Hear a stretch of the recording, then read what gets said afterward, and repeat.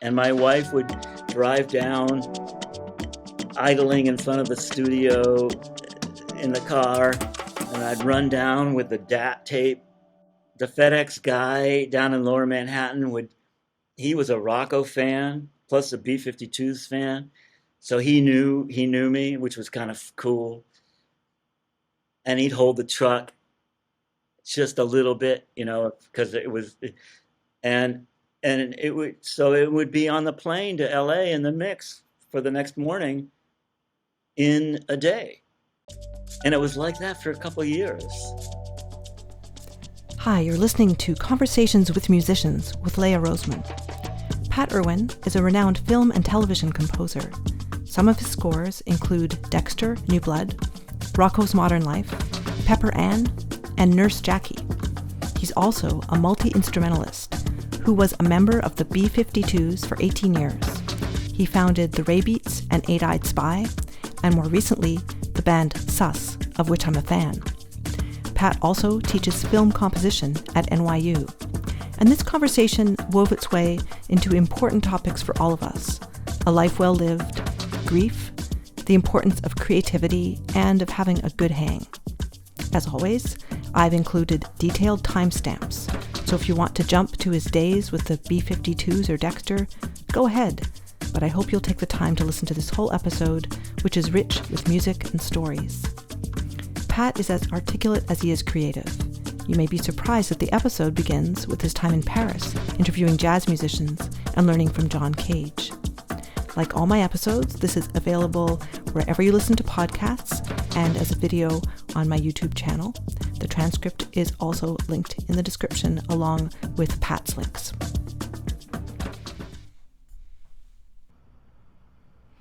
Hi, Pat Irwin. Thanks so much for joining me. Thanks for having me. I really enjoy the whimsy and the inventiveness in your writing, and also your emotional range and use of texture.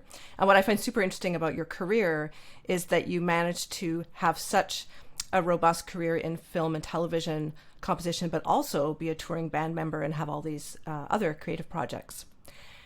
And when I was listening to your music, I actually really got into your Lost and Found albums a lot, and then I was listening to Sus a lot, and then I listened to your album with Walter. So we'll talk about those things, and then I listened to the score for Dexter, New Blood, and then I heard, the Pat Irwin I'd heard in your earlier music in that, so that was cool. Oh, wow, thank you. But I think for our listeners, what might be interesting is to start when you decided to really pursue music as a profession was when you were living in Paris. It sounds like you spent a very interesting year there, so maybe we could start in with that grant you received and the musicians you talked to. Oh, wow. Yeah. As a matter of fact, I just found in some storage boxes some archives and tapes, interviews that I had done with Dexter Gordon and Mal Waldron and Steve Lacey.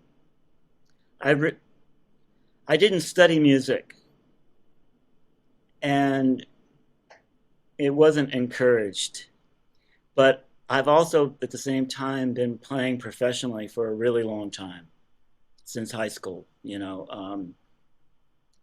so rather than getting into the details of that, it was just something that I had to do. And so, but in college, I didn't study music, but I was still playing down at the Holiday Inn on the interstate, and things like that. And I picked up things here and there and performed and had a choir. I was a leader of a choir. But I received a research grant from the Thomas J. Watson Foundation, which is basically a very independent, study-oriented grant. And my subject was to investigate American expatriate jazz musicians living in Europe. I was really naive. I didn't really know what I was getting myself into, but it was fantastic. I landed in Paris and went out and met people. And I met really interesting people. But I soon learned that a lot of the reasons that I thought musicians may have been living in Europe, particularly jazz musicians, maybe didn't line up with what I thought.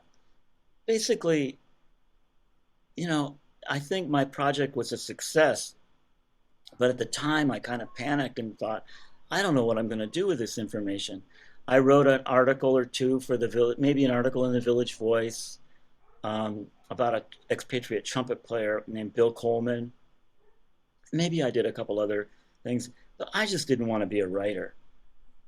And I certainly didn't want to be a critic. And here I was meeting these intensely creative people, and who were basically making a living. And they just happened to be doing it in Paris or in Europe for whatever reason. Dexter Gordon was in Copenhagen, Mal Waldron was in Munich. And I happened to be based in Paris, where there was a pretty robust expatriate community. And one of the other people that I met was a writer and an artist named Brian Geisen. And he just opened up the world to me. And he said, listen, there's two things you got to do. You either need to study with Nadia Boulanger, or John Cage is putting together a workshop. And I met with Nadia Boulanger, which was fantastic, life-changing, really. But I knew right away that it wasn't for me. But I met with her a couple times, actually. And that was fascinating. And then I interviewed with John Cage. I had to audition, and we met, and my whole world opened up about what music could possibly be. What a phenomenon he is. And conviction, and just open-mindedness, revolutionary. And I got to work with him. And we wrote a piece based on the I Ching, which I knew nothing about, and nor did I actually take it that seriously at the time, which is neither here nor there at this point. But and we put on a concert, and I was playing a pine cone. It was hooked up to contact mics, and it just changed my life. And at that point, I knew I had to get back to New York. Really, is the only place I wanted to be, where there was phenomenal music going on, and I dove right in, and that's it. I have a few questions about this. So your audition for John Cage, what did that look like? Not to be cynical, but in a way, I kind of signed up. Okay. I remember I studied clarinet as a young kid, and I talked about music. We just talked about music briefly. I think it was just signing up, making sure that I was serious. Okay, yeah. It was a very small group of people, similar, all musicians, I think. One was a writer, actually. And that was it. It was a workshop. Yeah. And I think he just wanted to make sure the people were right. And that was the long and short of it. Mm-hmm. A previous guest of mine was the writer and musician Stephen Nachmanovich, who wrote Free Play and the Art of Is. And he knew John Cage, and we spoke about him in that interview. And he's like, because Stephen's all about improvisation, and he said John was against improvisation, but he said, right. But John just opened up lots of creative people to do completely different things than he did, but just gave them that sort of license to try new things. Oh, yeah. Yeah. It was just, as a young kid, it was just, it kind of thrilling. Mm-hmm. But it was also the discipline of it and the conviction that actually stuck with me. Mm-hmm. And really the business of it. It was all of it coming together. I was just taking it all in. Pat has shared quite a few of his compositions for this episode, and I thought it would be fun to take a very short break from this conversation to introduce some music from the animated series Rocko's Modern Life, which we'll be talking about later in this episode. Remember to check the detailed timestamps. This clip is called the Pogo Stick Scenario. The Rocko's Modern Life soundtrack is now available on all the streaming services, with a CD and vinyl release coming later with additional tracks.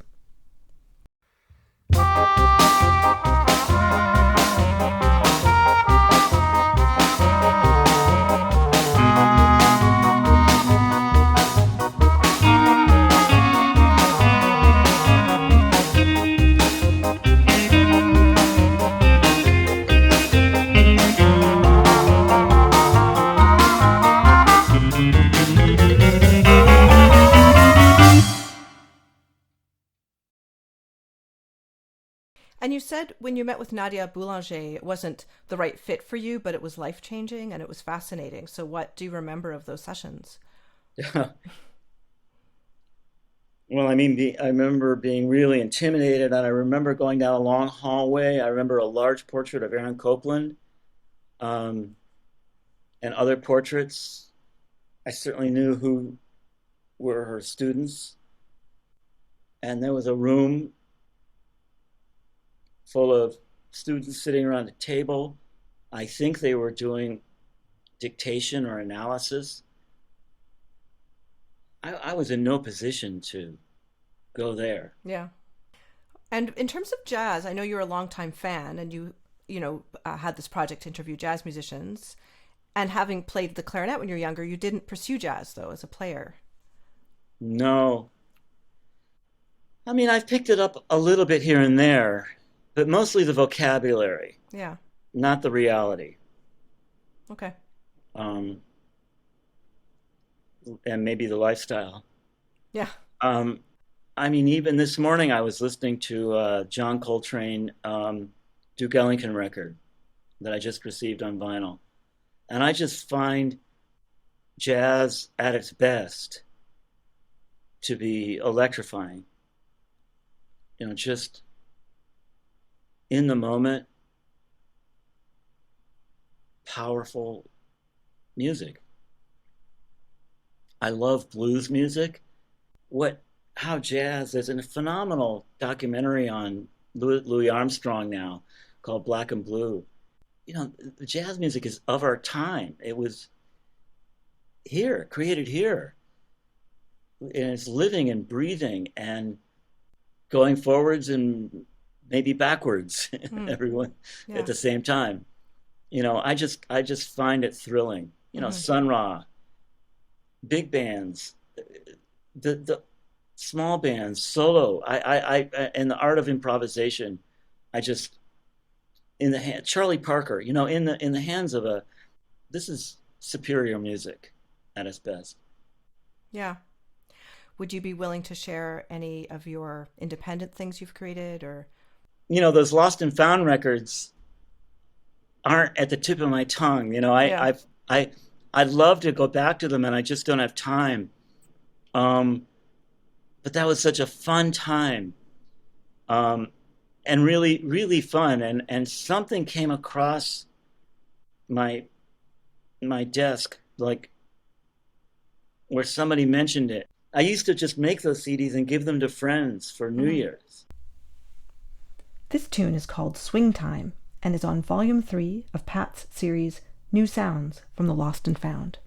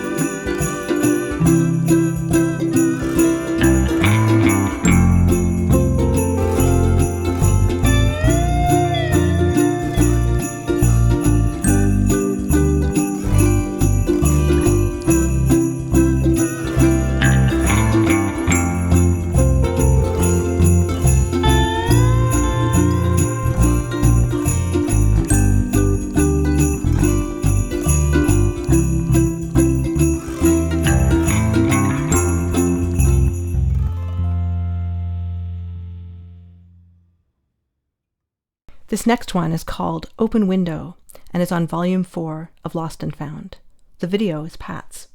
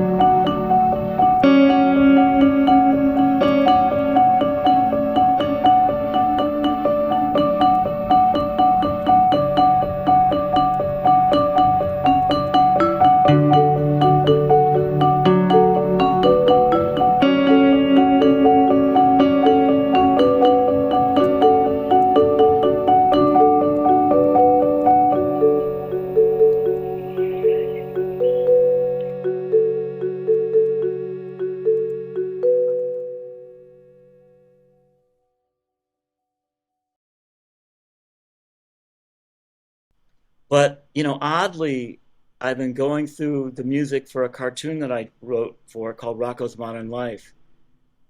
And I have miles of this stuff. Mm-hmm. And speaking of jazz musicians, some of those musicians were they were jazz musicians, not me. Rocko's Modern Life was a cartoon that ran for 4 seasons, starting in 1992. With adult humor and a cult following.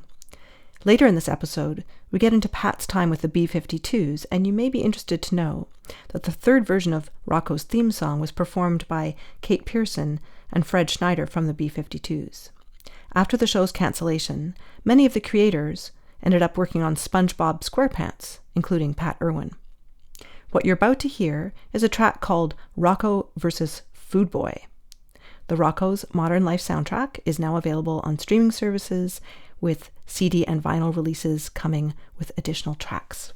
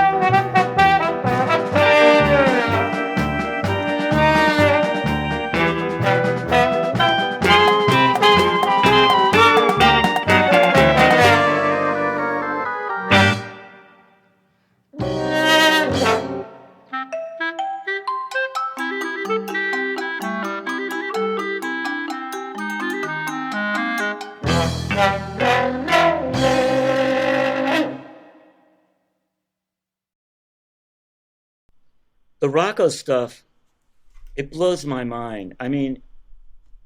It was so much fun. It was so much fun. We would set up at 9 or 8 in the morning, sight read everything, set up, sight read. The music is crazy. And it goes from like swinging sort of ensemble jazzy stuff to like loud garage rock kind of thing. And so that's kind of hard on the engineer who has to mix it all. Yeah. But we would mix it, and my wife would drive down, idling in front of the studio in the car, and I'd run down with the DAT tape, little two. The FedEx guy down in Lower Manhattan he was a Rocko fan plus a B-52s fan, so he knew me, which was kind of cool. And he'd hold the truck just a little bit, because it was, and it would be on the plane to LA in the mix for the next morning. Wow. In a day. And it was like that for a couple of years. But that band on Rocko's Modern Life, I mean, the drummer was the engine of it all. A guy named Kevin Norton, and at that time he was playing with Anthony Braxton, speaking of jazz musicians. And Art Barron, the trombone player, he's still alive. He was the last trombone player to play with Duke Ellington. Mm-hmm. He's in the Duke Ellington Orchestra. Wow. So it was a cool group. Yeah. So speaking of trombonists, so your friend Walter Hawks and you, amazing trombone player, and he's a great composer too of tunes like he did like Blues Clues, I think, and a whole bunch of other projects. Yeah, Peg Plus Cat was the last one for PBS that he worked on. Okay. Yeah. Yeah, so I happened, because I'm a big Bandcamp fan, so I happened upon that album, and I really love it, and the videos you guys made around that are really beautiful as well. Thank you. That was an interesting collaboration, and maybe you could talk a little bit about the neighborhood you guys live in Queens, Long Island City. It's pretty interesting. Yeah. Artist enclave, right? How funny, because last night there was sort of a community meeting. I mean, it's really changing. It was just so welcoming when I got here, even though it was rough. It was rough. There were definitely people living here. Certainly wasn't the first. In fact, there was one of my favorite musicians, just 2 blocks down over here. Ernie Brooks was living. He still lives there. Ernie was the bass player in the Modern Lovers. One of my favorite groups. The first Modern Lovers record is Roadrunner, is one of the all-time great. And in that band was Jerry Harrison, who later also became in the Talking Heads. So also down there, Tina and Chris and Jerry from the Talking Heads lived, and that's where they recorded Fear of Music and more songs about building the food. And Don Cherry, a jazz musician, he was living there. So there were other musicians and artists around, but basically it was cheap rent. Mm-hmm. It was a little bit rough. It wasn't residential. Yeah. And so like last night, and as I got older, and had a kid, then all of a sudden there's other people around. You start to see other people, and the neighborhood, of course, grew. And then all of a sudden, kaboom! But Walter has a studio about 10 blocks away. He's a great composer and a friend. I mean, and we were basically in the same bag. I mean, we wrote music for animation, and Walter kind of pushed it. In a way, he wanted to make the record.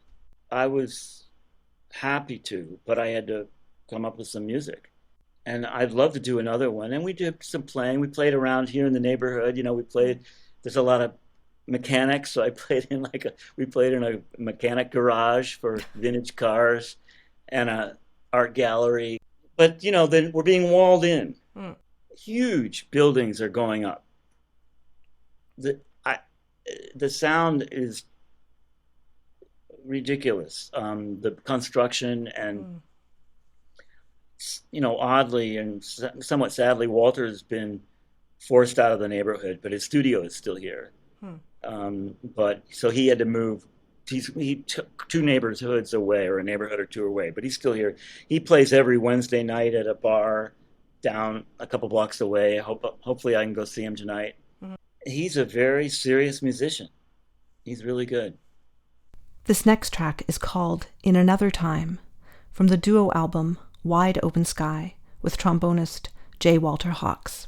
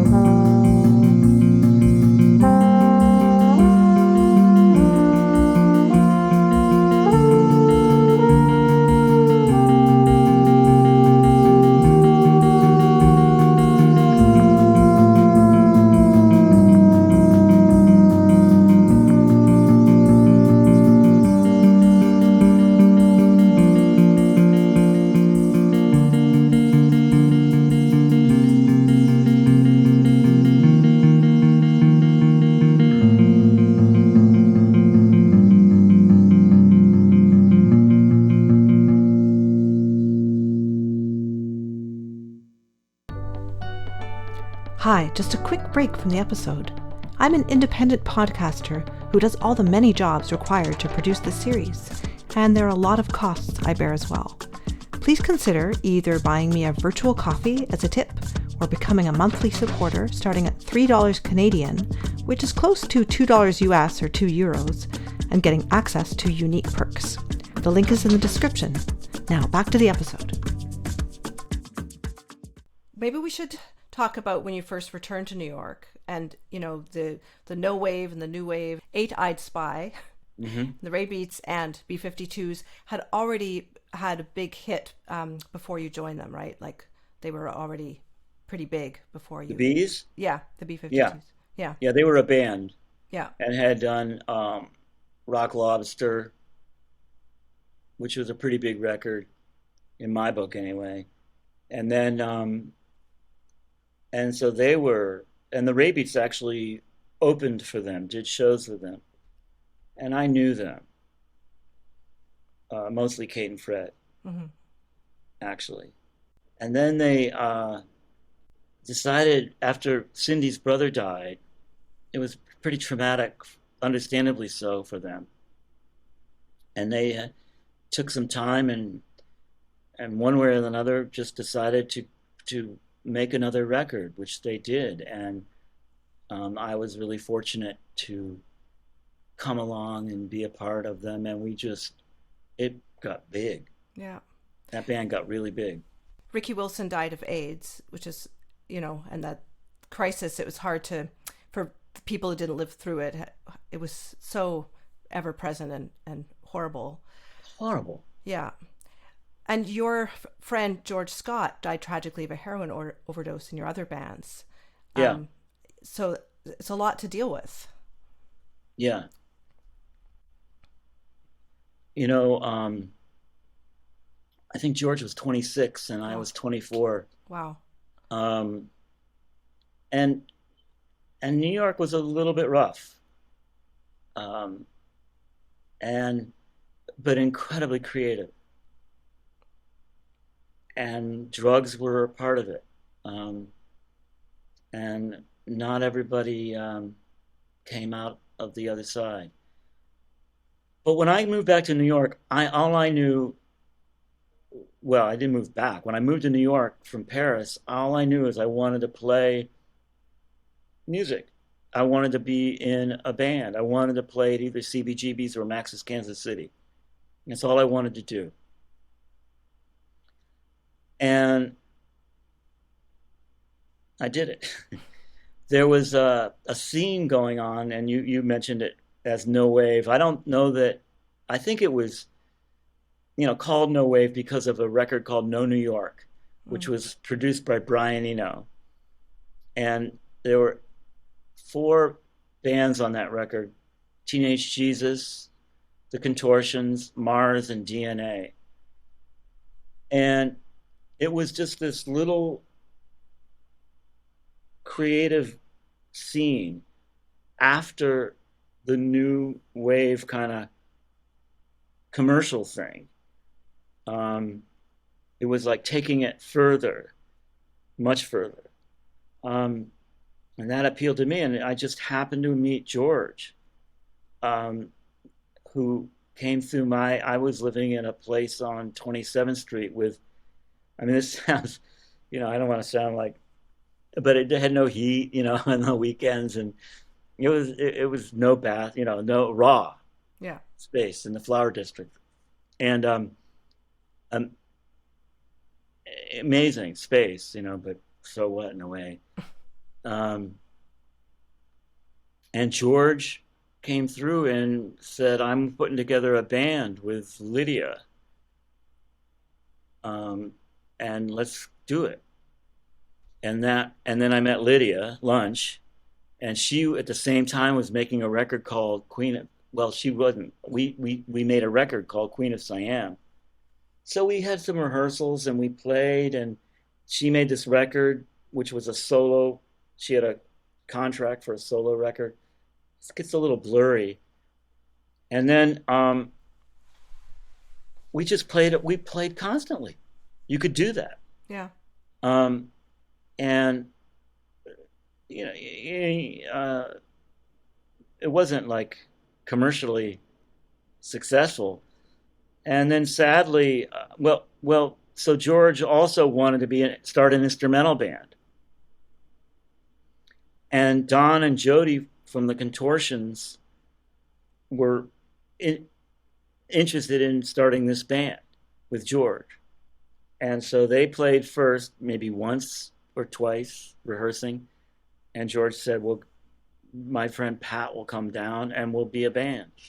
And we did, and then we just went up the block and we played at a place called Tier 3, and then down the 2 blocks further down at the Mud Club, and that was that. We started to play. And Eight-Eyed Spy had a record deal, but we were just about ready to go into the studio and record, and George died. We went to Europe. We came back. He had a little bit of money. And I mean little. It didn't take much. And, we didn't really know how to deal with him dying very well. Maybe still don't. I mean, but the Raybeats decided to continue, and Eight-Eyed Spy didn't. Lydia just didn't want to do a band without George, and I really respect that. At the time, I didn't understand. I was like, well, let's just do it. But so we did some recording, and I played the bass parts, but it wasn't the same. I mean, George was completely unique and special.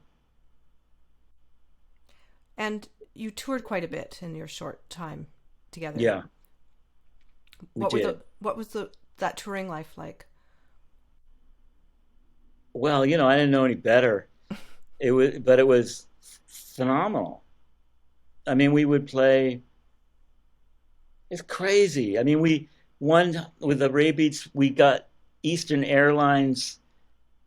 You could visit 30 days, 30 cities in 30 days. And so we all got that and flew around, But yeah, every flight got routed through Atlanta. It was rough.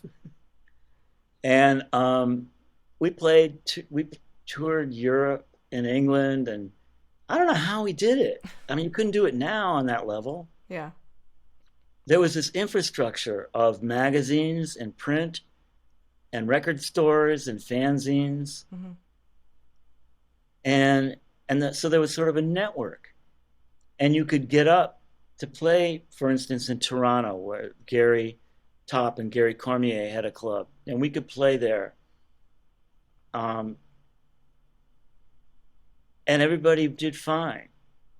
And we would go on to the next place, whether that was Buffalo or Cleveland, I don't remember. But it was just constant. It was kind of a grind. Mm-hmm. But we did a lot of cool shows. I mean, we opened for James Brown. We played amazing shows. Yeah. And with the B-52s, you opened for the Rolling Stones. You played all these late night famous shows. And when you joined them, it was like a 3-week tour that became like an 18-month tour or something. Yeah. Yeah, Kate called me up and said, we're just going to play for a couple weeks.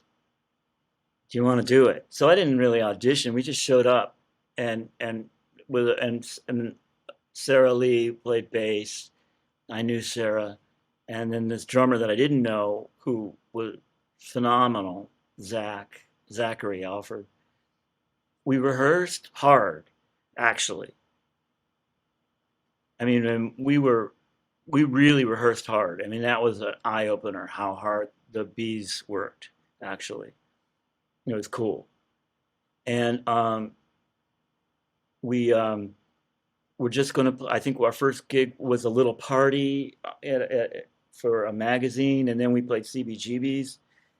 And then we were just going to play little clubs. I don't think it's something as simple, I think it was, they had really great managers. They had a following. We were somewhere in the Midwest, and we flew back to do a video. We shot a video for Love Shack, and then went back out on the road. And that's when MTV, it just went on MTV, and all of a sudden it went, and by the time we got to LA, we had to change the venue 2 or 3 times, and we ended up, I think, at the Greek Theater. And it was like, whoa, this is weird. And we weren't really ready for it. But the B-52s had it together. And so it was correct. They just really had it together. And so, and by that I mean not only the band, but the managers. And they had sound people and light people. It was together. And it was cool for that. And a real lesson. And they said, okay, we're going to maybe play for 3 more months. And I was going to get married. Well, I did get married. I got married because I have pictures of it. And so we worked it out schedule-wise, and I went on my honeymoon and came back, and I was gone. And it ended up not being just a couple weeks or a couple months. It ended up being 18 months long. And how was that for your wife at the time? Well, I not to betray any trust, but I still think it had some impact. I don't think it was difficult. Yeah. It was hard. Very hard. But she joined us in Europe and Australia. You know, she would go out every once in a while, but that's, you know, she all of a sudden she's all alone in New York City, and that was not cool. Yeah. And as a performer, how did you deal with playing the same hits night after night and bringing freshness to it? Did the fans' energy help with that? The fans. Yeah. I mean, they were really there for the band. Mm-hmm. And they helped. They were essential. Mm-hmm. I mean, and there's so much goodwill in that music and in the fans. It was so positive. The energy, I never been a part of anything like that. And what a great band. And really we took it to another level. I mean, we were ready to go, to play, and the fans just kept being there for them. Mm-hmm. And so it's really a lot to do with the fans. So the 18 years you were touring with them, you had started to write music for TV, and we had talked about these albums you made for fun, where you'd find instruments in pawn shops and by the side of the road. So was that kind of like a creative diary for you, just like a way to... First of all, it wasn't 18 years of constant touring. Mm-hmm. Right. And so it was tough because I was doing music for television, which is kind of demanding, but I was on the road at the same time. Yeah. So the crews would take my gear, it wasn't laptops at that time. It was up in the motel rooms and blah, blah, we'd do it. I'd do it. I was doing a Disney cartoon. I mean, Kate and Fred sang on Rocko. They sang the theme song. I was doing an HBO cartoon, and Fred wrote some songs for that. I'd have to really think about the actual order of things. Mm-hmm. But the Lost and Found stuff, it was just something to do. I mean, my studio was down in the meatpacking district, and I was working on a cartoon with Andre 3000 from Outkast called Class of 3000. And I found this great, it's right over here, I found this great organ on the street. Again, my wife, obviously she's a part of this interview at this point. It's this big, this neighborhood was a little abandoned. So, mm-hmm. But there was a big, over by the train tracks over there, I found this big organ that somebody just threw away, and it worked. And my wife is going, no, don't take it, no. And but I did, and we loaded it up into the car. And I just said, well, I want to make some stuff with this. And then, I would buy a ukulele for $1 in a thrift store, and then there would be weird, like this weird instrument here, a Buddha box. I would find it, or at least I think it's an instrument. It kind of goes back to the John Cage in a way. Show us that again. What is it? It's called a Buddha box. Then I can change the pitch. Okay. Actually, this didn't end up on the Lost and Found. This ended up on some sus stuff. Yeah. And there's a synthesizer over here that I found on the street. And oddly, it was made in this neighborhood. Whatever I would find, auto harp, it's just things, weird guitars. And so I was doing this cartoon, and I oddly had time on my hands, waiting to receive a cut. That show got a little bit out of whack production-wise. So all of a sudden I'd have like 2 or 3 days. And it was like, well, all right, I'll just make something. And so that's how those records really started. Okay. From The Lost and Found Volume 5, this track is called Early Morning Song.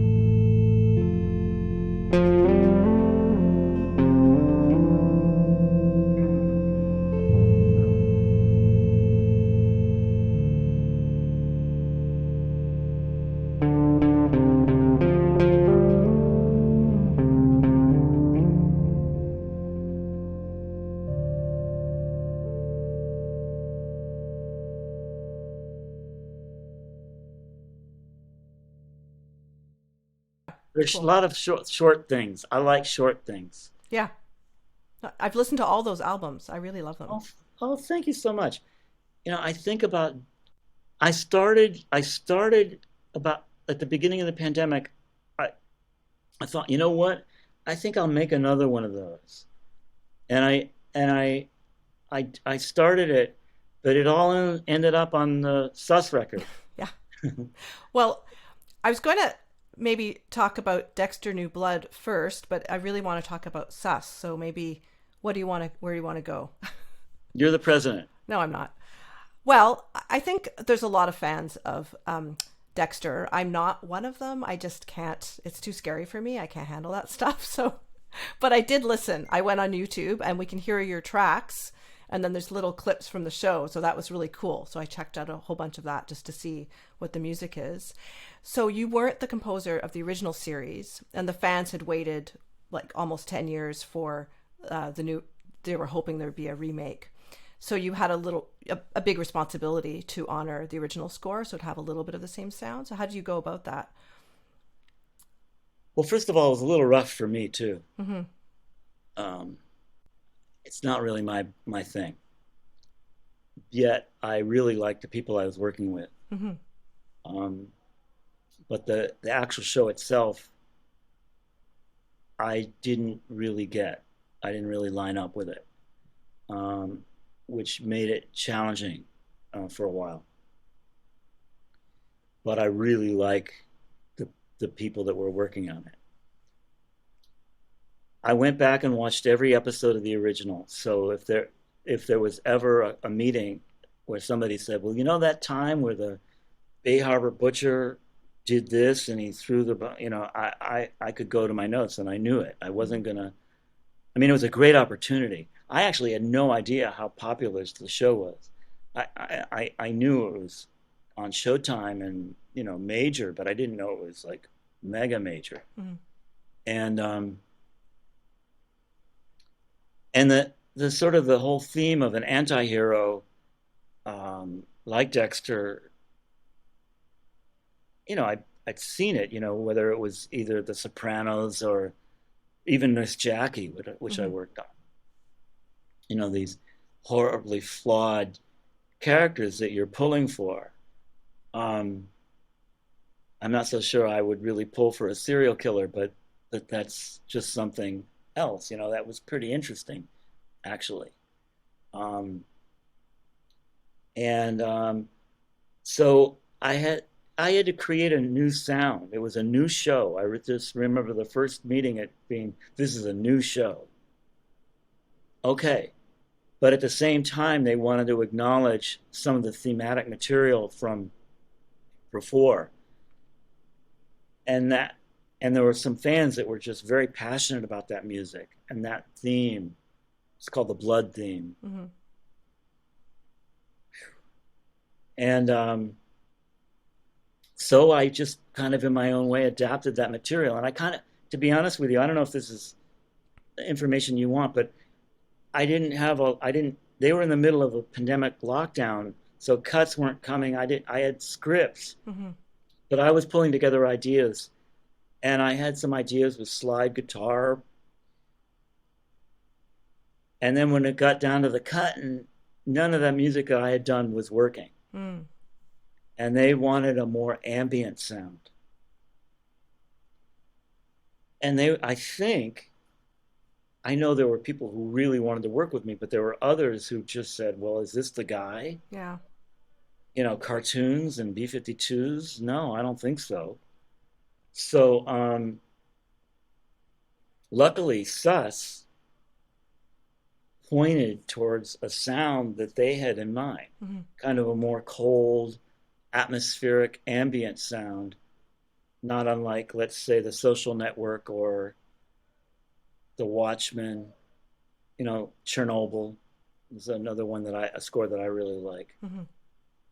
More kind of less melodic and thematic, but more ambient and mm-hmm. textural. And they wanted it to be a new sound, a new place, a new show, a new character. And that's what we did. From Dexter New Blood, Suite Part 1. This is available commercially on your favorite streaming platform.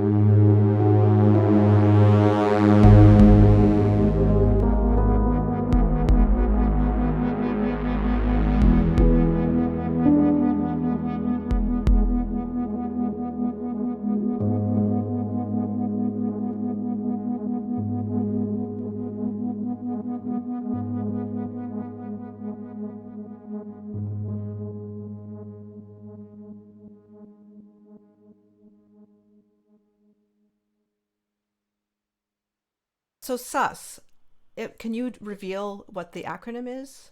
It's all capital letters. It's not really. Okay. It just looks cool. Okay. But, it's sort of like we're going to suss it out. Okay. I don't know if you've heard of that phrase. Yeah. But I say that from time to time. Let's figure it out. Yeah. So, another tragic death, your friend Gary Leib, who was a founding member of SUS, he died quite suddenly of a heart attack. Yeah. And you did decide to continue the band. Yeah. That was a shock. That was awful. Yeah. Terrible. Gary was just a great guy to work with. We'd hanging out in a diner in Midtown, Eisenstein's, like an old-fashioned deli, actually. And we would just grab a bite and hang out. And I would give everybody the Lost and Found CDs, stuff like that. And one of the members of the band, Bob Holmes, he said, let's be a band. Let's make a band. I was like, oh, well, that's a good idea. And Bob had the idea for it. And he and Gary had worked together in a band called Rubber Rodeo. So we just got together here in this studio here, and we made a record.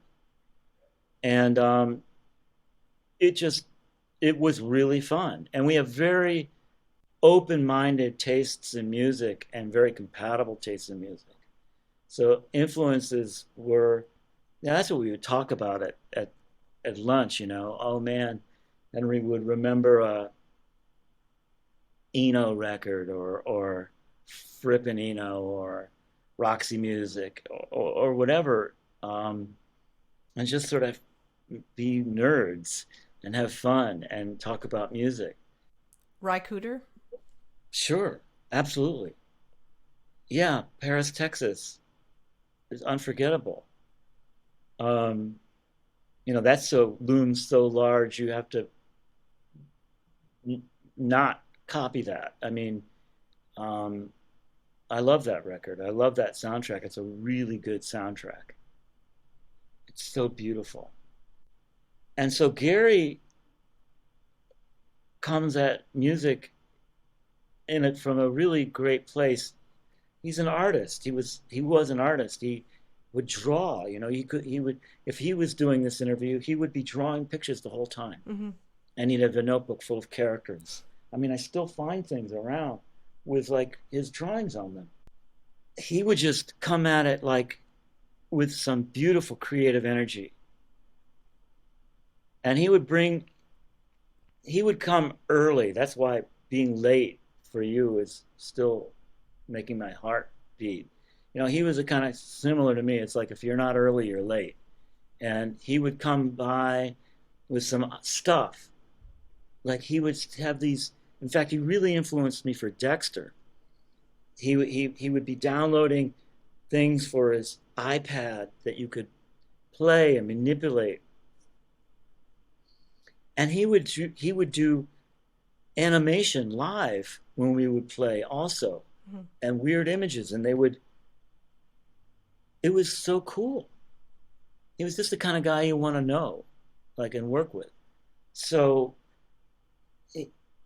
and we both teach, or he taught. We both were teachers. He taught at School of Visual Arts, and I teach at NYU and Brooklyn College. So we talk about our students, which is really cool because, it's nice to bounce off somebody about that. And we talk about music and art, and he was just a glorious guy, creative. So it was tough, but we didn't want to stop. But we're still dealing. The latest record still has tracks on it that he was a part of. Just unforgettable energy, positive, really just positive. When you're in a band or like one of these TV shows, at the end of the day, it's you make music and you do things and you collaborate and it's creative and at this point it's my job. But at the end of the day, it's the hang. It's like the people you're hanging out with. You go, the diner will go have an order of French fries and a cup of coffee or something, and it's tough. All these deaths that you're talking about. It's terrible. And so with Gary gone, the hang is very different. He's not here, and he's really missed. But his inspiration, I'll never forget it. His energy, it was very much like Cage in a way, like where you find music in something like this or in the air, and just bring it to make this record to become sus. So it's not all about guitars and traditional Western instruments or even pop instruments, let's say, but sounds. And I love it. I just love being in that band. And we have a record out now. We're getting ready to do some rehearsing and playing. I don't know what I would do without it in a way. It just and it's a cool hang. From Sus, Winter Was Hard.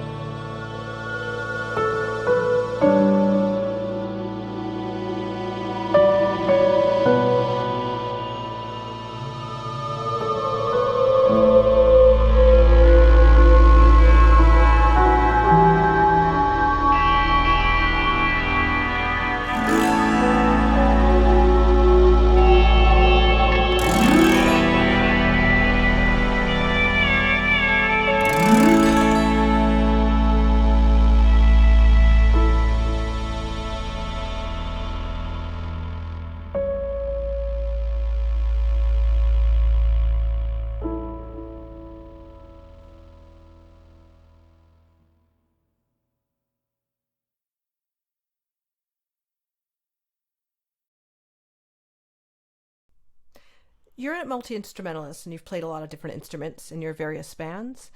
And in Sus, you play like different kinds of guitars and maybe some synths, but you don't play the dobro or the pedal steel. That's your it's it Jonathan Gregg who plays that.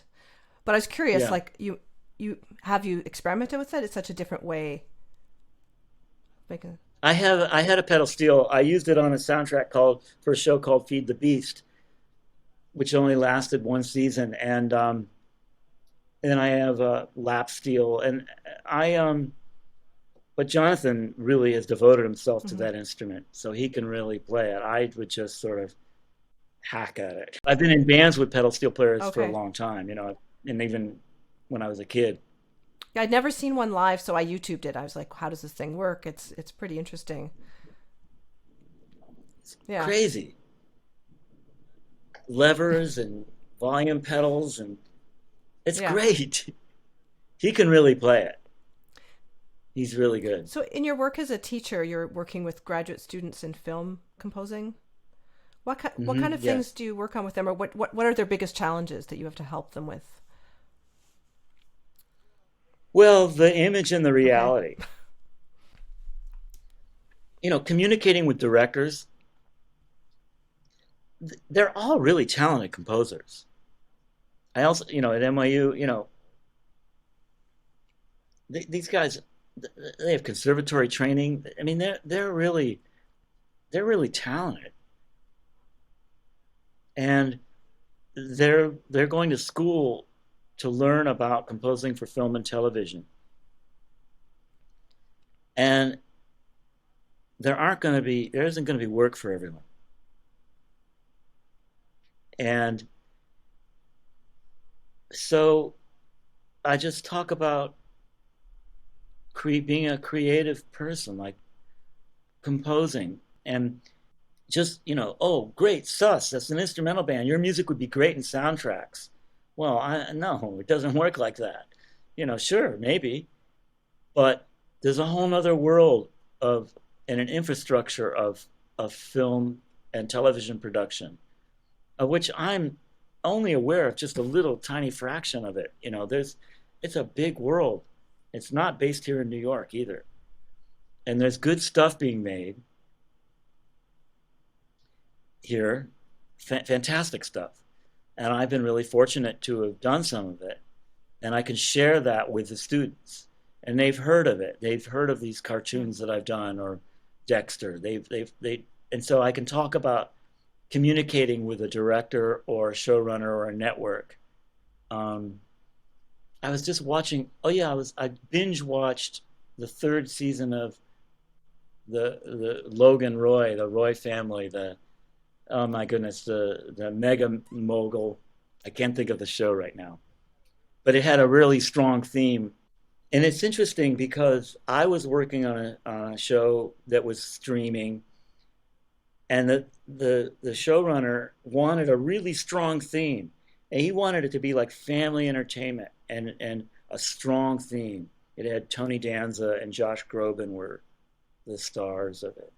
It was a really good idea for a show, and I had a really fun time putting it together, kind of a cop show vibe. I did it live, but we got all these notes from the network that, well, we don't want you repeating that theme if they're going to stream it. Okay. We don't want that theme going over and over again. Well, here I was streaming something that's a huge hit on HBO, and the theme was coming, and I was just so. But on the show that I was working on, I had to communicate with not only the director, but the showrunner and the network about the music. And so I'll talk about that. So the music itself is kind of the easy part. Okay. It's like delivering on time, making it sound good. With Dexter, there were 4 people on the Zoom call that I had to get notes from, and then the network. So dealing with those 4 inputs. And if I had been just starting out, I think I would have been like, oh, I'm getting all these different opinions. How am I going to do this by tomorrow? And instead, I realized that it was one opinion. There might be four elements, but it was one. The producers were, it was one. And I really love that challenge. I really love being a part of that kind of thing. And a show like that. And so I'll talk about that and music editing and being organized, getting your work done on time. Because if you're not done on time, you're not coming back tomorrow. And it's actually a pretty small world, which is a little bit terrifying as I look out over a group of, say, 20 or 25 students, because there isn't the work. So I want it to be a rigorous course. I want it to be disciplined.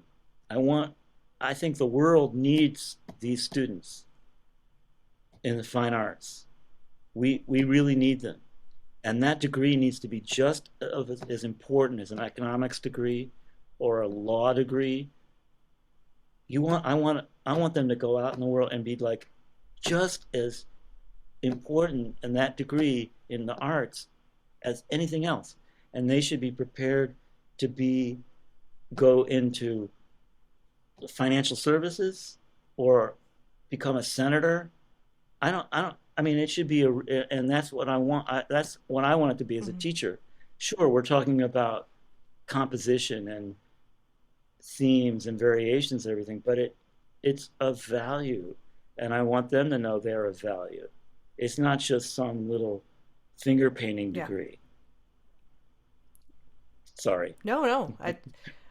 Learning to just be creative. My older daughter, she's a designer. She lives in the Netherlands, and she did, her degree. At first we were like, what's going on? They don't have courses the way we imagine them, but it was all about being as creative as possible. And it's just interesting. Well, that's cool. Yeah. That's what I'm talking about. Gary Leib helped me with that. Yeah. And we would talk about that. I mean, because he's looking out at a classroom full of animators and people drawing. But, I just think the world needs people like your daughter, like let's get these people out in the world who have that kind of creative energy and new ideas and a fresh way of looking at things. You don't need an economics degree from Penn or wherever, great school. No disrespect, but, and my parents were scared to death that I would not, about being, they're kind of on the conservative, my dad's not, they're a little conservative. They were really worried about, just making a living. New York City, where are you living? You're doing what? They were terrified.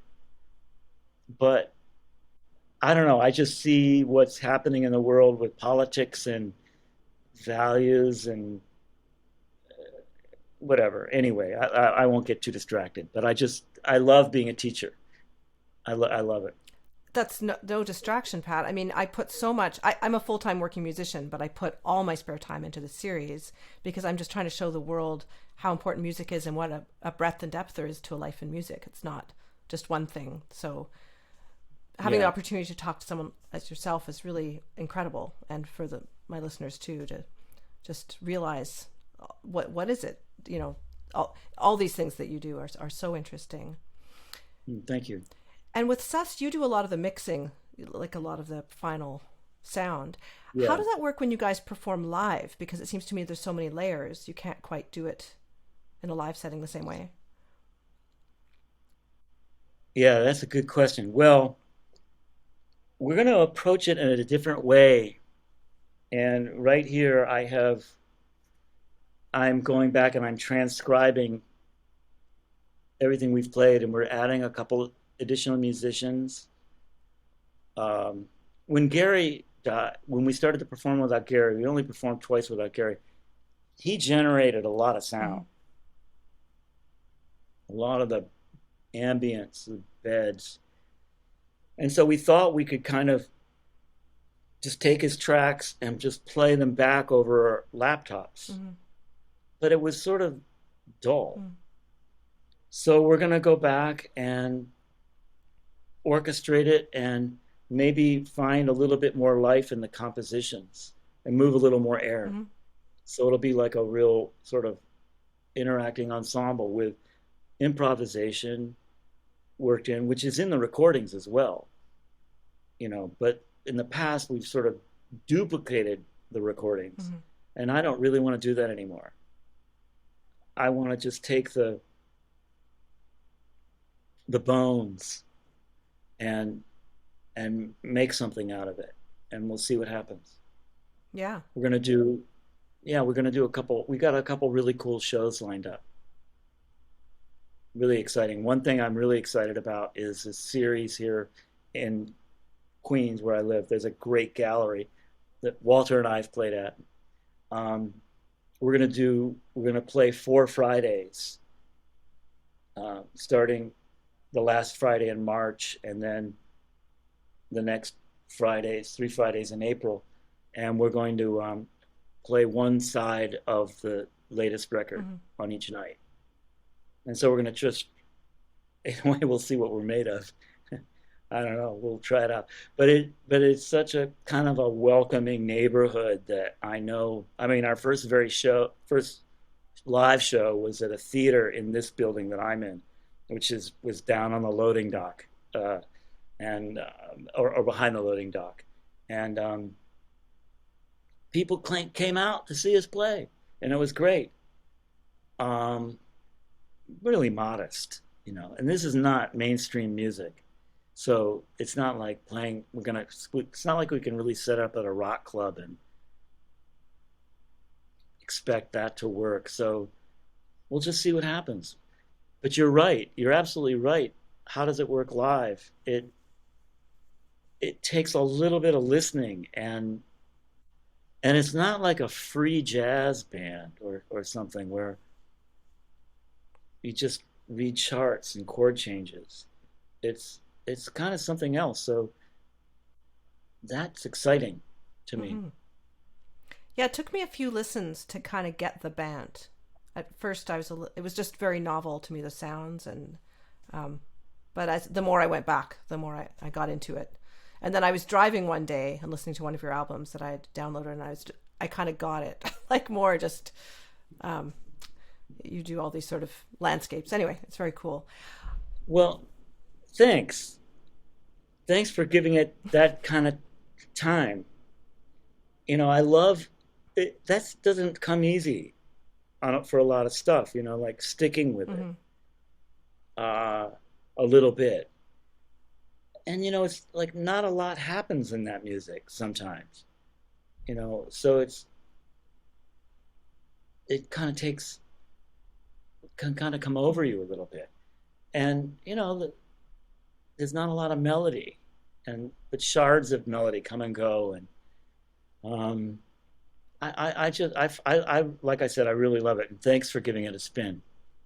And you've been influenced a little bit by the minimalist movement living in New York over the years. Steve Reich and Philip Glass. Yeah.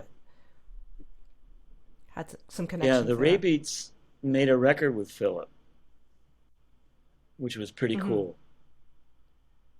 Yeah, when I heard that music,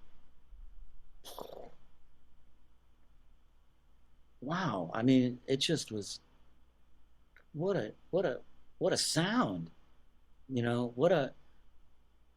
It was, you know, Steve Reich, but you know, Meredith Monk. You know, there were other people doing things in the city. There were some younger composers like Glenn Branca, and they're not young anymore, but Reese Chatham, who were kind of taking that sort of minimal vocabulary and putting it onto a rock, a guitar-driven sound. But it was phenomenal energy. I mean, and Philip was kind of taking from rock music, like the organs that were maybe used in a Fellini soundtrack or Sam the Sham and the Pharaohs, or some not traditionally a classical ensemble, that's for sure. And I just and the real truth of it is, actually, when I heard that music, I kind of got it. Whereas classical music, which I really love, but Mahler or Copeland or whatever, just it was sort of out of my reach. Not now, but for me, it was made into something kind of unreachable. Like, I can't go there. I'm a rock musician, you know. Even though the very first B-52 show at CBGB's, I was taking clarinet lessons at the time, and I played the middle movement in a recital, the slow movement of the Mozart. Anyway, whatever. But the minimal, and the fact that those composers were coming into the rock and roll clubs to get in on that energy. And of course, we see where they are now. I mean, all over the world. But at that time, it was kind of a part of the neighborhood. From the Sus Band, Across the Horizon.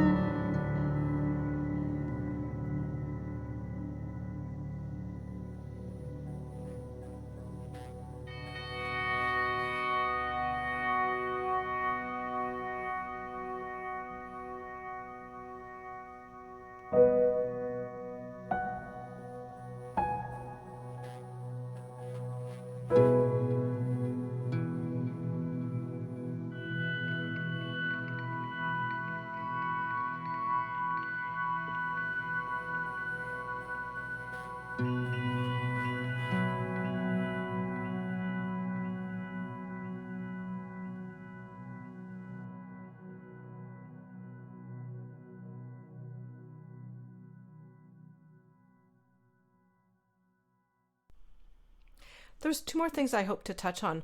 One of them was when you had your first break into composing for film. So you had been doing stuff with performance artists and theaters, and you got scouted by a Turner executive. Yeah. And then you were brought to I found it funny, the story, like you were brought to a motel room and you were given the synth clavier to work on, which was new to you. I've heard this in a previous interview. Wow. Well, yeah, that's right. As a matter of fact, I got a email from the producer last night at about 2 a.m. of that first documentary I did. Yeah, I did a performance at a club called Dance Theater. It wasn't a club. It was a performance space called Dance Theater Workshop. And I did a concert. Philip Glass came. That was nice. But it was also got reviewed in the New York Times. Mm-hmm. And I don't know how, but somebody at Turner Broadcasting read the review and asked if I could do a documentary. And I did. I went down. They had this. I mean, I don't think. Well, I certainly didn't know what I was doing. And they had this synclavier down in a studio that they had bought to do content. But they didn't know what it was. And I certainly didn't know what it was. But we figured it out. Yeah. And that must be so different than your setup now. It must be so technical. And now, you know, because you're talking about your tapes getting dropped off at the beginning. Yeah. And now it's, with the internet, it makes it so easy. Yes and no. I mean, that's a whole nother podcast in a way, if you want. Okay. I'll do that with you. Yeah, I mean, technology has changed everything. And uploading files, downloading files, cuts, rough cuts, it's changed the schedule, it's changed production schedule, it's changed budgets. Everything has changed. And including the composition process where now, you know, I talk about this with my class, like as composers, we're getting these sounds available to us, sample libraries from that everybody can buy. So if you've got 10 people buying like the BBC library, or say 10,000, you're going to have 10,000 people making a soundtrack that sounds like the BBC orchestra, or let alone maybe something a little more idiosyncratic, but you think you've got something really cool, like a unique sound that's available on a library for free maybe. Well, you're not the only one with that sound. So, you know, I did that on Dexter. I used a couple things that's, oh God, that's great. That sounds cool. I can get it done. And then I watched back on TV and I was like, oh shoot, you know, there it is in Yellow Jackets. There it is in, you know, the same kind of sound. And I'm really concerned about that. And so I love moving air, the instruments. I like, and I tried to do as much of that in Dexter as possible, given the time budget mainly, but using my own analog synthesizers. You know, I'd love to get another shot at it because I'd like to be better. But, you know, it was a limited series. Part of the job of the composer and me as a teacher is that you're not a composer. You need to be an engineer. You need to be like you're doing, you know, you need to be a copyist, mixing, technical stuff, like learning these programs. And it's just constant. It's not like sitting, watching the sunset, coming up with a theme. Yeah. You know, you need to deliver something that sounds almost finished on the first pass. If it doesn't sound finished, then they're not going to understand. So, you know, you need to keep up, and that's part of the job of being a composer. Well, thanks for your time. But to close out, I just have one final question, Pat. In terms of the pandemic, now we're speaking in early 2023, but, you know, the shutdowns are still pretty recent memory. Did that cause you to reassess your priorities, or what kind of perspectives did you gain from the shutdown time? seeing my students in the classroom after not seeing them for 2 semesters, it was cathartic, really seeing people. But this sort of thing that we're doing now over Zoom, it's going to be here forever. It's going to change the way people do work, have meetings. You say you're a classical musician? Yeah, I'm a classical violinist. Oh, how cool. I'm determined to be able to play through the Bach conventions at some point. I just want to be a better musician. I love it. I can't wait to wake up in the morning and practice and play. And I love the sound. It was Steve Reich. I went to go hear him at Carnegie Hall. And it was so beautiful. It was a brand new piece. And there's nothing like being in Carnegie Hall. And you get out of it, and everybody's on the street on 7th Avenue, walking down after being through this most glorious thing. Moving air and sharing that kind of thing. I just live for it. I don't care what it is. It's got heart and passion and soul. I want to hear it. I want to know about it. And I want to keep going. And I don't care whether it's in a club that holds 10 people or a bar where Walter's going to play tonight. That I think the pandemic made me just realize how lucky we are to have music in our lives, and share that. That's all. I don't know if that makes any sense. Makes a lot of sense. Well, thanks so much for your time today. Thanks. I hope you enjoyed this week's episode. Thanks for following the series on your favorite podcast player and sharing your favorite episodes with your friends, all of which help find new listeners. I have lots more episodes coming in this season 3 with a fascinating diversity of musicians and their stories and music. Have a great week.